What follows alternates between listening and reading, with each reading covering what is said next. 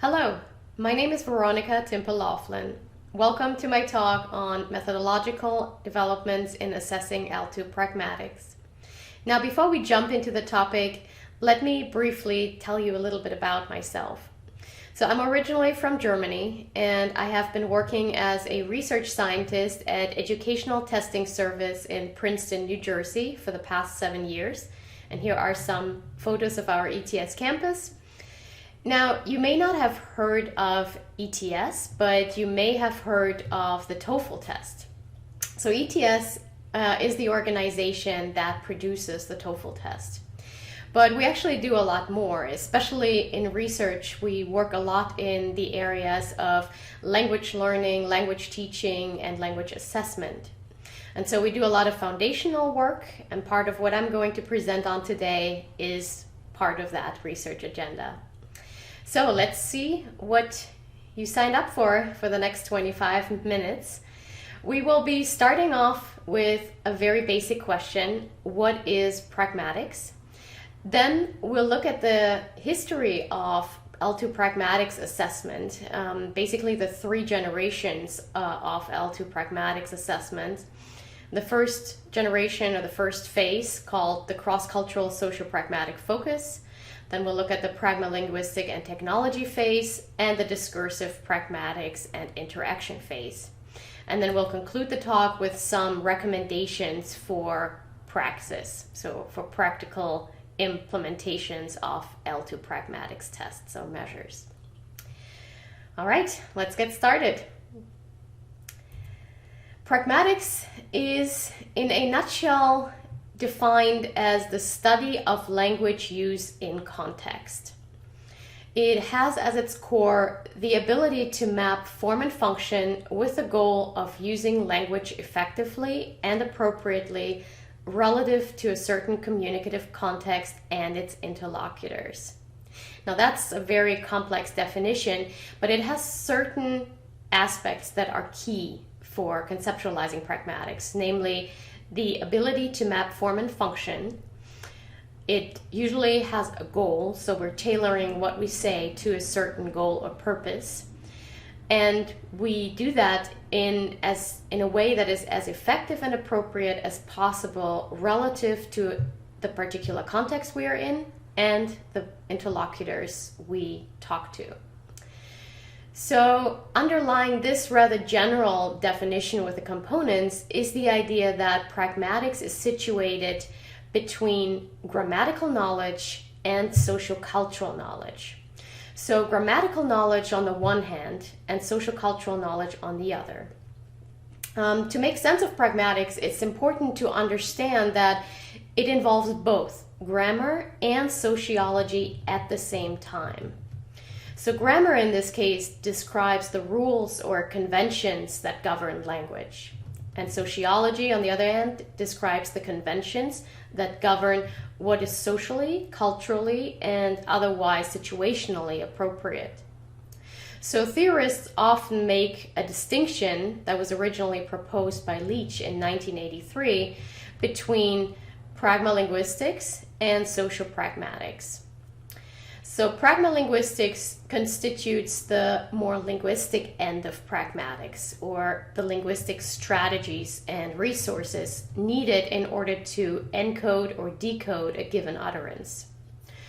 For example, a linguistic strategy for making a request is conventional indirectness, such as here: could you send me the report?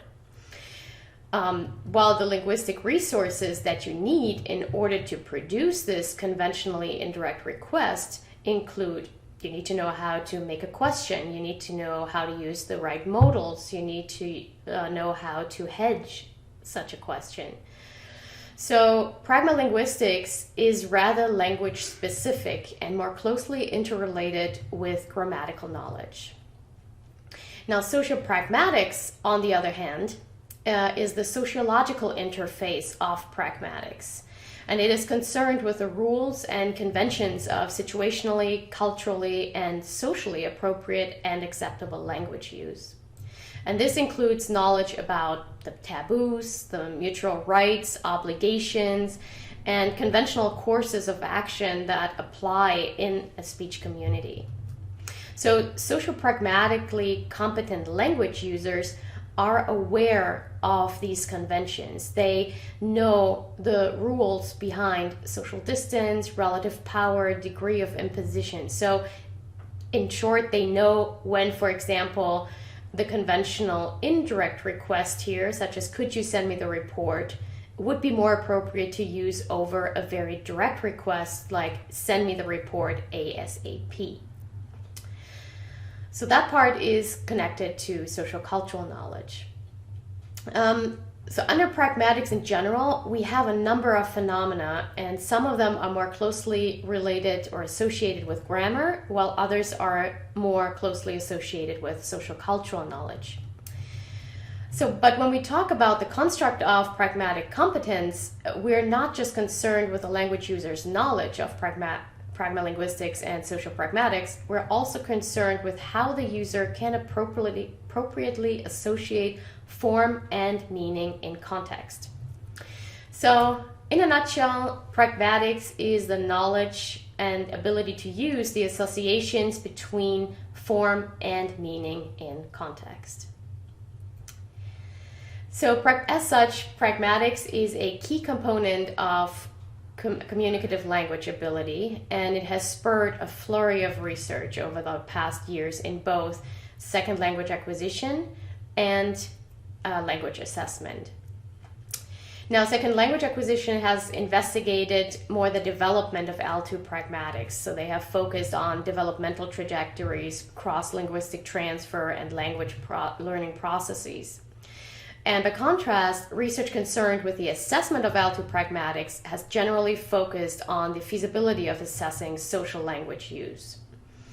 Although both strands of research focus on slightly different aspects, they are both concerned with how to define the nature of pragmatic ability, how to elicit pragmatic behaviors with, using suitable instruments, and how to measure the development of L2 pragmatics. So today, we'll just be focusing on the assessment. So for that matter, we'll now be walking through the three historical phases or three generations of L2 pragmatics assessment. And as we do that, you will notice that the perspective on the construct changes from a rationalist viewpoint towards a more discursive perspective.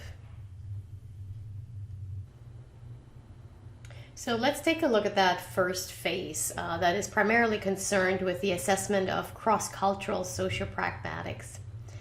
Assessment of pragmatics in general is a rather young field that originated in the 1990s with a salient study by Hudson, Deepma, and Brown, who developed the first large-scale cross-cultural pragmatics assessment battery to measure Japanese ESL learners' social pragmatic abilities in using three speech acts: request, refusal, and apology.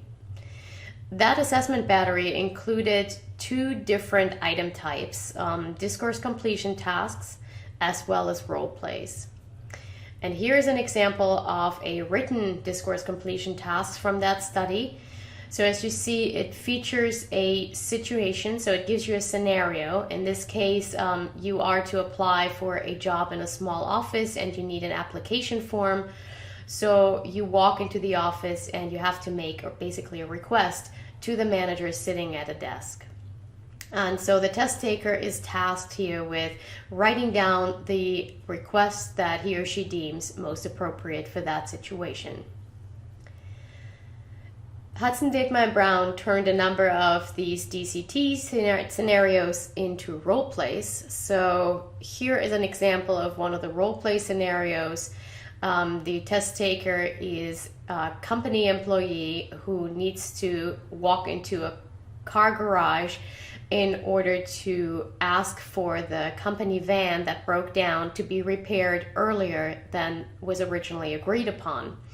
So the test taker here is tasked to talk to the head mechanic who's currently eating lunch and make that request for a more speedy repair of that car. With regards to rating and scoring, both the DCT responses and the role play performances were evaluated by native speaker raters who used a 5-point scale ranging from very unsatisfactory to completely appropriate. And they evaluated relative to 5 criteria: the ability to use the correct speech act, formulaic expressions, amount of information, as well as degree of formality, directness, and politeness. And here is a picture of the actual rating sheet that raters used, and you see the scale from very unsatisfactory to completely appropriate at the top, as well as the different criteria listed that were to be rated on that numerical scale for each response.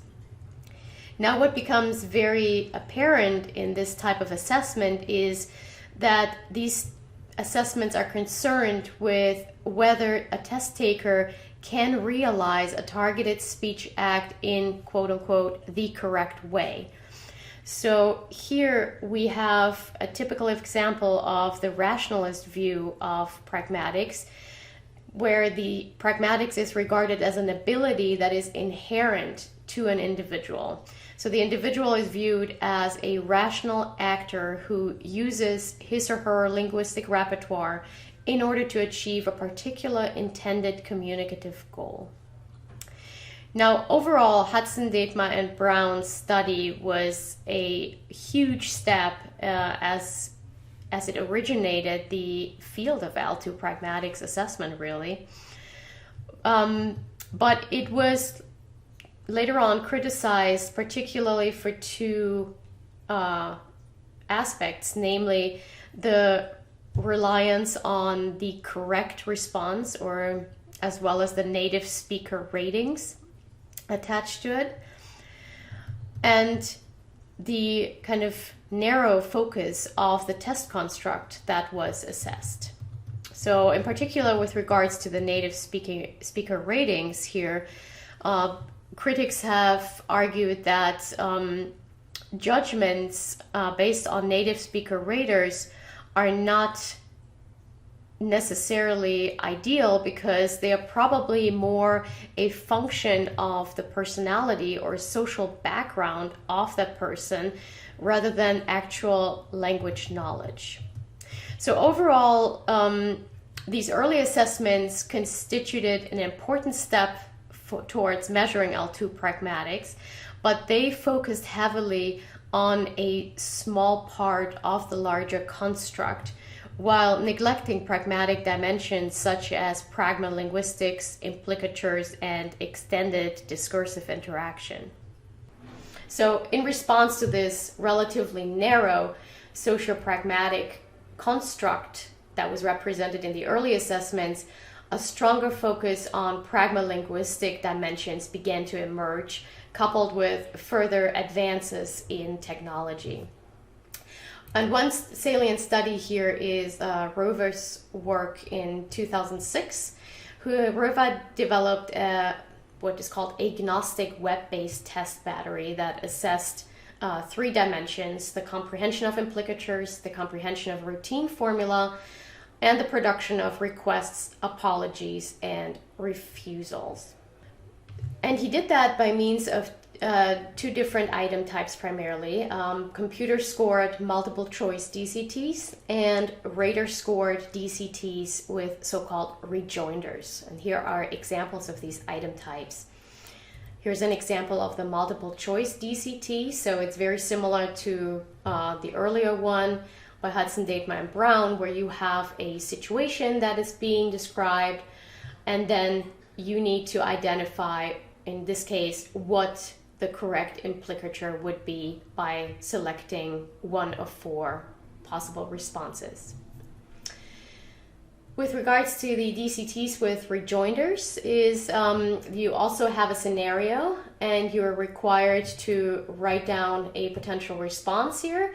But the difference is that you have an utterance adjacent to what you need to write. So you have to make your response fit the next turn. And here the scenario makes it clear that Anna is making a request for a ride, but in order for Bill's response to make sense, Anna's utterance also has to contain an explanation. For example, here, Bill, can you give me a ride to work? My car won't start. So only if learners had the pragmalinguistic ability to provide both the request and the explanation here did they receive a full score. The idea of using rejoinders was later on extended in one of us later studies into what is called the written extended DCTs with rejoinders. So the test takers here were not only tasked to provide a one sentence response, but their task here was to reconstruct the entire conversation. So with regards to rating and scoring, the second generation of pragmatics assessments took a step away from the idea of having test taker responses scored by native speakers, and they used trained raters with knowledge in pragmatics. And those raters then scored each turn on a scale from 0 to 3, with 0 indicating entirely unidiomatic or incomprehensible, and 3 indicating completely idiomatic. And here is a picture of how that scoring system looks like. So you were sitting in front of a computer and indicating the score that you wanted to give to each turn as a rater.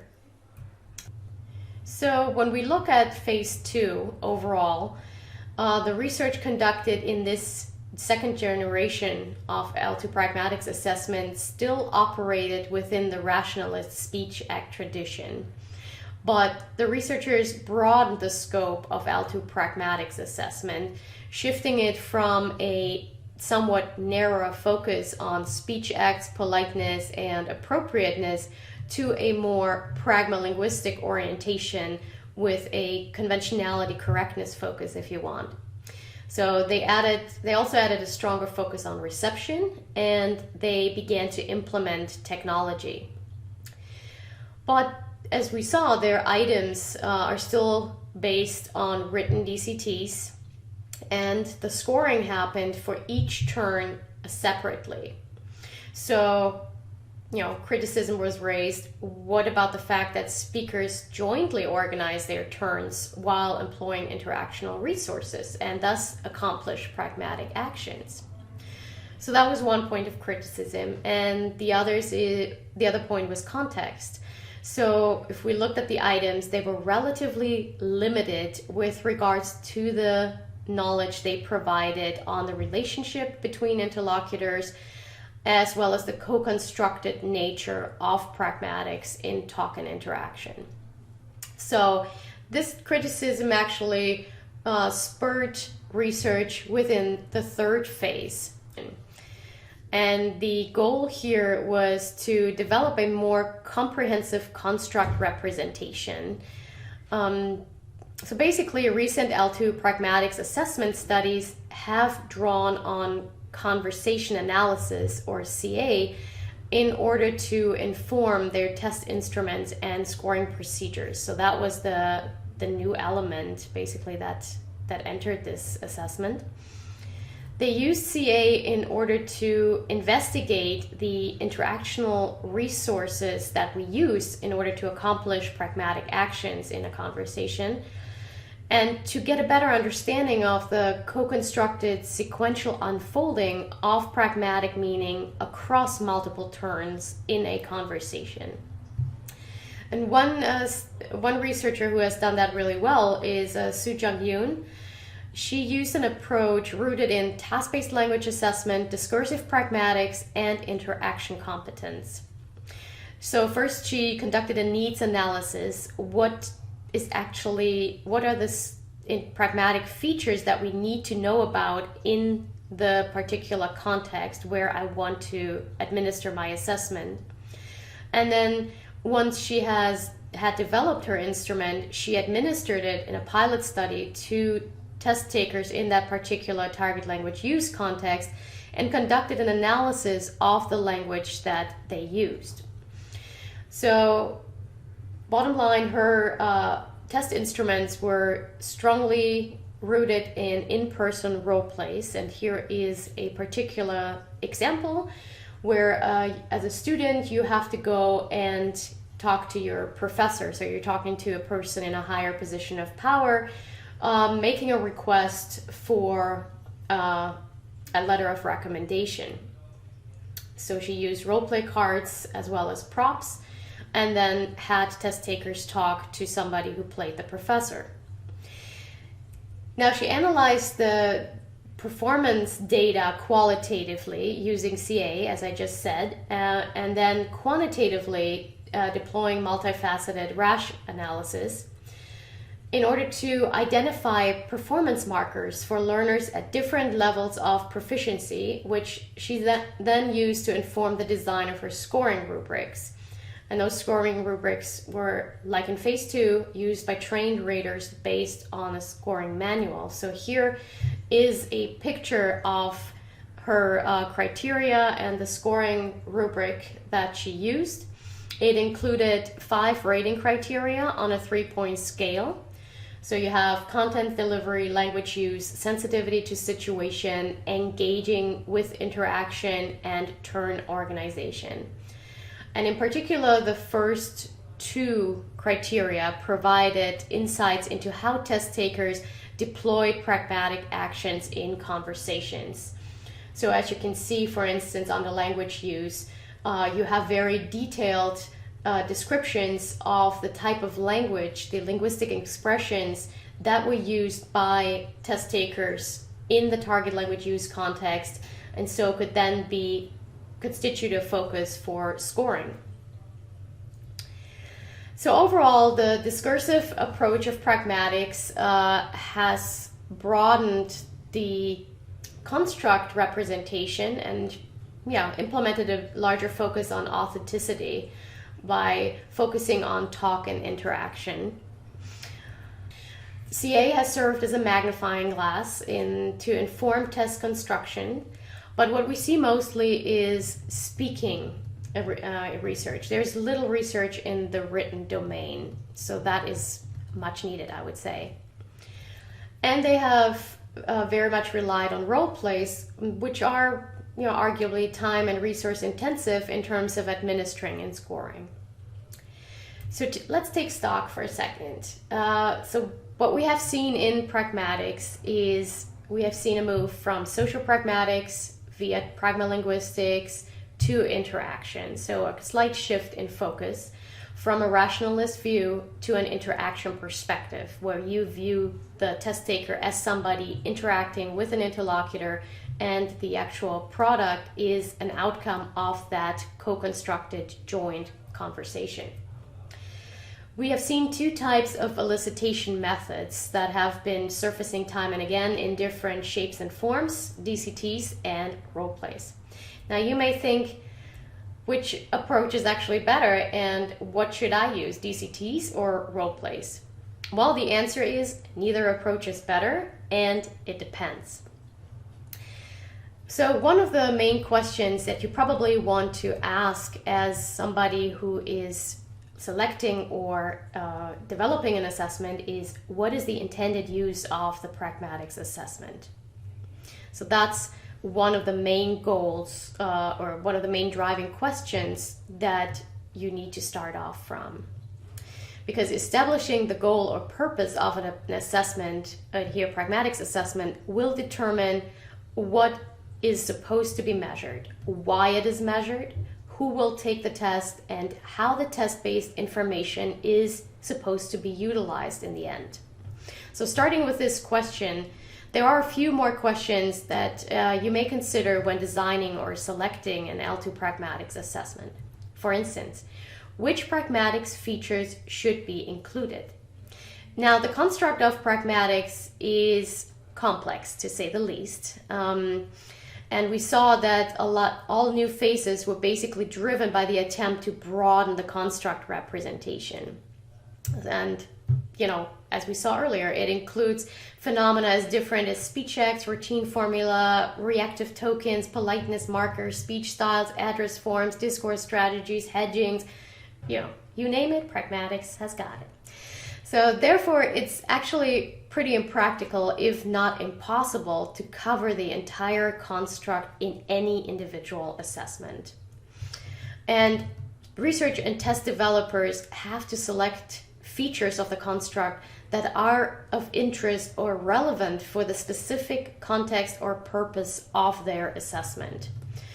So, in other words, if the goal of an assessment is to find out if a learner in a university setting can ask a professor in a polite and appropriate way for an extension of a term paper, feedback, or letter of recommendation, requests would be the phenomenon that should constitute the focus of the assessment.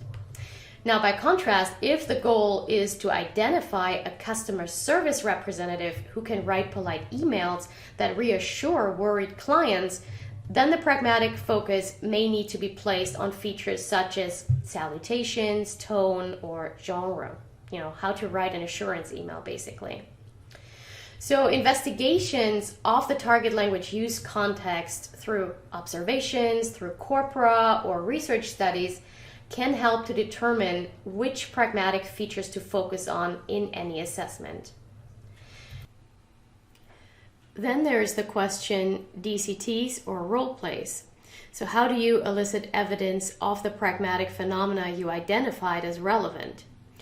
So DCTs, in a nutshell, have a number of advantages. For example, they allow for systematic implementation of context variables, they're fairly easy to administer at large, and they're rather efficient with regards to scoring. So overall, they're pretty practical elicitation devices.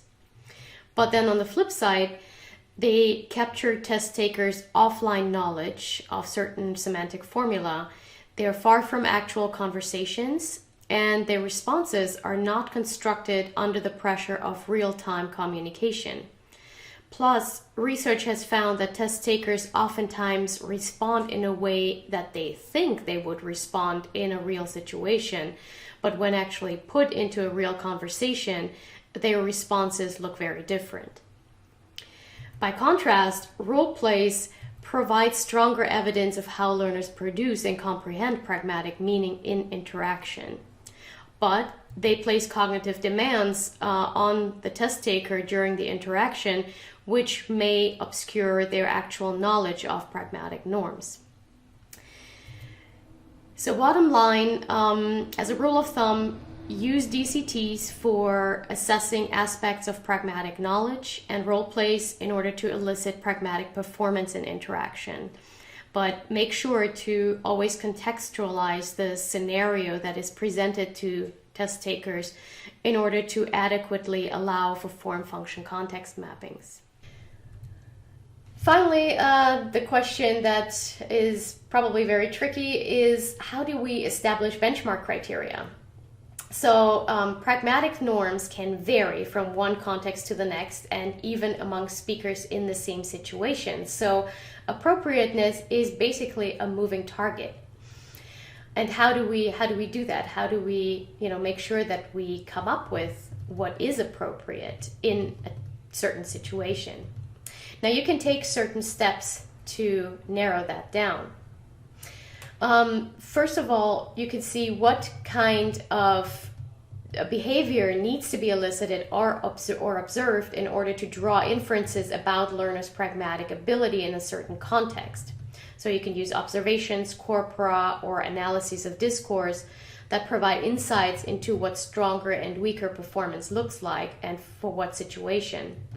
So analysis of language use also leads to decisions regarding whether test takers' performances will be evaluated against a native speaker norm, against certain target language varieties, or an intercultural context in which the L2 is used as a lingua franca.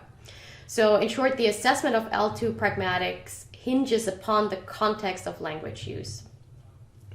And once appropriate criteria are established, you'll need to come up with a scoring rubric that contains the relevant descriptors and ideally examples of performance at the different levels. Then, rater training is key. If you don't train the raters properly, they may fall back on intuitions or assumptions, especially in the area of pragmatics. And finally, a tricky question is how to deal with test takers' subjectivity and individual identities. So research has found that sometimes individual test takers deliberately diverge from the target pragmatic norms in order to highlight their own cultural identity. So pragmatic choices are interconnected with individuals' cultural values and goals. And to not penalize an L2 learner who makes an informed decision in the creation of a unique identity, it may make sense in some contexts maybe to give test takers an opportunity to justify why they adopted a particular register, strategy, or response style by building into the assessment a feedback component that minimizes potential bias and allows test takers to actually verbalize their reasons, and so allows them to show meta-pragmatic awareness. And on that note, thank you very much.